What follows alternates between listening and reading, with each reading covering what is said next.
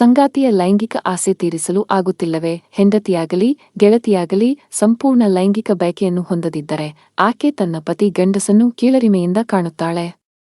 ಸಂಗಾತಿಯನ್ನು ತೃಪ್ತಿಪಡಿಸಬೇಕಾಗಿದ್ದು ಪುರುಷನ ಮೊದಲ ಕೆಲಸ. ಇಲ್ಲದಿದ್ದರೆ ಲವ್ಫೇಲ್ ಅಥವಾ ಡೈವೋರ್ಸ್, ಅನೈತಿಕ ಸಂಬಂಧದಂತಹ ಸಂಗತಿಗಳಿಗೆ ಎಡೆ ಮಾಡಿಕೊಟ್ಟಂತಾಗುತ್ತದೆ. ಇನ್ನು ಈಗಿನ ಜಮಾನದಲ್ಲಿ ಲೈಂಗಿಕತೆ ಎನ್ನುವುದೇ ಜೀವನದ ಬಹುಮುಖ್ಯ ಘಟ್ಟವಾಗಿದೆ. ಹೆಚ್ಚಿನ ಸೆಕ್ಸ್ ಡ್ರೈವ್ ಹೊಂದಿರುವವರು ಸಹ ಕ್ಲೈಮ್ಯಾಕ್ಸ್ಗೆ ಕಡಿಮೆ ಸಮಯವನ್ನು ತೆಗೆದುಕೊಳ್ಳುತ್ತಾರೆ. ಇದನ್ನು ತಡೆಯಲು ಮಸಾಜ್ ಅನ್ನು ಬಳಸಬಹುದು.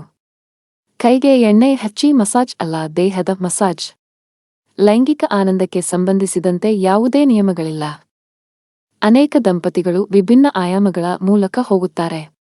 ಆದಷ್ಟು ಹೆಂಡತಿ ಗೆಳತಿಯ ಅಂಗಾಂಗಗಳನ್ನು ವೈಭವೀಕರಿಸಿ. ಮಲಗಿದ ನಂತರ ದೀಪವನ್ನು ಆರಿಸಿ ಲೈಂಗಿಕ ಕ್ರಿಯೆ ಮಾಡುವುದು ಒಂದೇ ಅಲ್ಲ, ಅದು ಅವಳಿಗೆ ನೋವುಂಟು ಮಾಡುತ್ತದೆ. ಹಾಗಾಗಿ ಅವಳ ಸೌಂದರ್ಯವನ್ನು ಸವಿಯಲು ಪ್ರಯತ್ನಿಸಿ. ನಿಮ್ಮ ಹೆಂಡತಿ ಗೆಳತಿ ಲೈಂಗಿಕ ಬಯಕೆ ಹೆಚ್ಚಿದ್ದರೆ ಅವಳೊಂದಿಗೆ ಮಾತನಾಡಿ ಮತ್ತು ಅವಳನ್ನು ಹೇಗೆ ತೃಪ್ತಿಪಡಿಸಬೇಕು ಎಂಬ ನಿರ್ಧಾರಕ್ಕೆ ಬನ್ನಿ.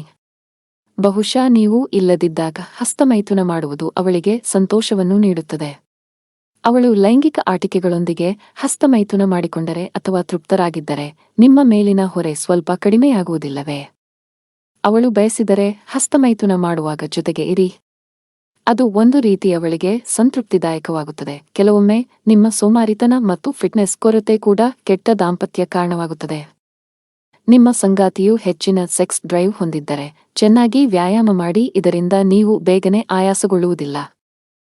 ವ್ಯಾಯಾಮದ ಮೂಲಕ ನಿಮ್ಮ ದೇಹ ಮತ್ತು ಸ್ನಾಯುಗಳನ್ನು ಬಲಪಡಿಸಲು ನೀವು ಪ್ರಯತ್ನಿಸಬಹುದು. ಇದು ಖಾತರಿಯ ಪರಿಹಾರವಲ್ಲ, ಆದರೆ ಇದು ಒಂದು ರೀತಿಯಲ್ಲಿ ಸಹಾಯ ಮಾಡುತ್ತದೆ. ವ್ಯಾಯಾಮವು ನಿಮ್ಮ ದಾಂಪತ್ಯಕ್ಕೆ ಸಹಾಯ ಮಾಡದಿದ್ದರೂ ಅದು ನಿಮ್ಮ ದೇಹಕ್ಕೆ ಒಳ್ಳೆಯದು. ಆದ್ದರಿಂದ ಒಂದೇ ಕಲ್ಲಿನಲ್ಲಿ ಎರಡು ಹಕ್ಕಿಗಳು ಒಡೆಯಬಹುದು.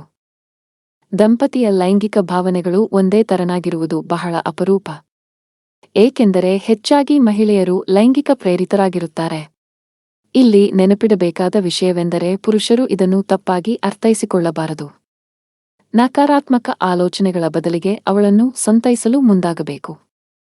ನಿಮ್ಮ ಸಂಗಾತಿಯೊಂದಿಗೆ ಬೆರೆಯಲು ಮುಂದಾಗಿ. ಅವಳನ್ನು ಎಂದಿಗೂ ನಿರಾಸೆಗೊಳಿಸಬೇಡಿ.